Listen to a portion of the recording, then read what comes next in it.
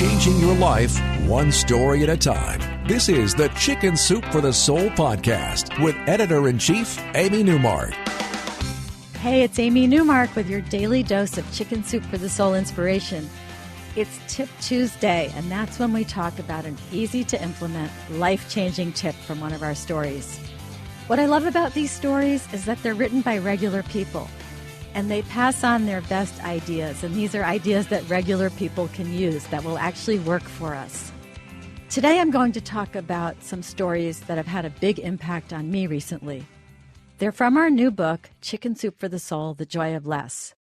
And if you've heard about that Marie Kondo book that was a big bestseller, The Life-Changing Magic of Tidying Up, you know that decluttering your home truly is life-changing. Excess possessions just weigh us down. We don't use them, and yet we have to clean them, arrange them, move them around to get to the things that we do use.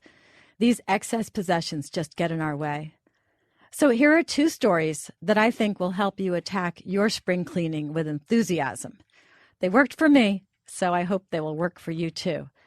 The first story is by Leah Shearer Noonan, who, like many of us, had too much stuff. If she saw something she liked, she'd buy it in more than one color, or she'd buy an extra just in case. Just in case what? Who knows? But I'm guilty of that too. I'll buy one in each color of something that I like. Well, Leah got married, and now she had a husband who was questioning why she had so many duplicate items. For example, why did she have two rain jackets? She had bought two, one in red and one in green, because she couldn't decide. And her husband thought that was pretty lame. Well, she had her two rain jackets for a while, and then a few months after she got married, Leah left a job that just wasn't working for her, and she was driving home in the rain from her last day at work, feeling pretty dejected. And just as she pulled off the exit ramp, she saw a man in the rain, drenched, and wearing just a T-shirt and jeans, and he was holding a sign made from a pizza box that said, "Help me." So Leah realized that she might have just driven by that man other days, but considering that she had just left her job and she was feeling pretty down, she felt some camaraderie with this guy, and she happened to have both of those rain jackets in the car with her, so she pulled over, opened the window, and handed the man her beloved green rain jacket. And he was so grateful. And Leah realized he would value the jacket much more than she ever did.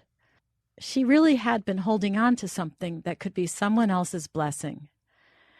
And where do I get that phrase, someone else's blessing? It's from another story in our same book, Chicken Soup for the Soul, The Joy of Less. It's a story by Jeannie Jacobson, and it's called Someone Else's Blessing. Jeannie had a friend who needed help decluttering her home. And Jeannie had a foolproof method for getting people to get rid of their excess stuff. She would always use that line, "Are you holding on to someone else's blessing?" And that line worked great on Jeannie's friend one day.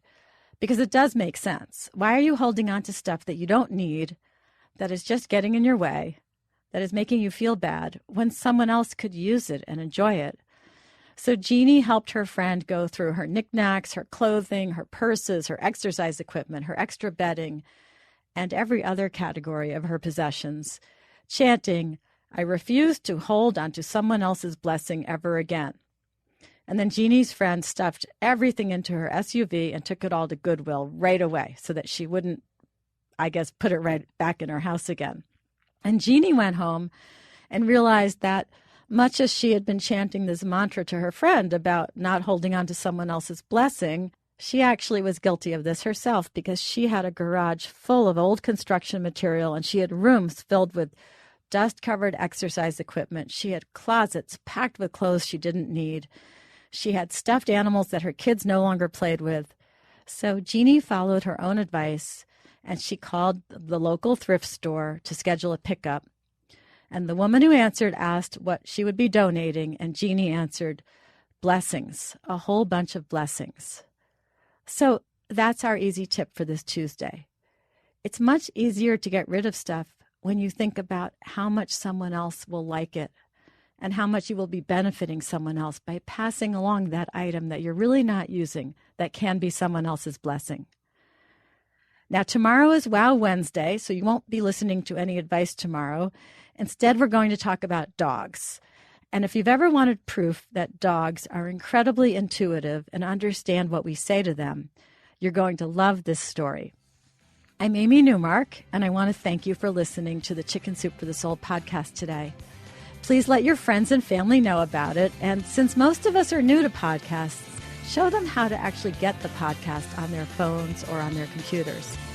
And if you'd like to read more tips from the book I mentioned, Chicken Soup for the Soul, The Joy of Less, please go to our website, chickensoup.com.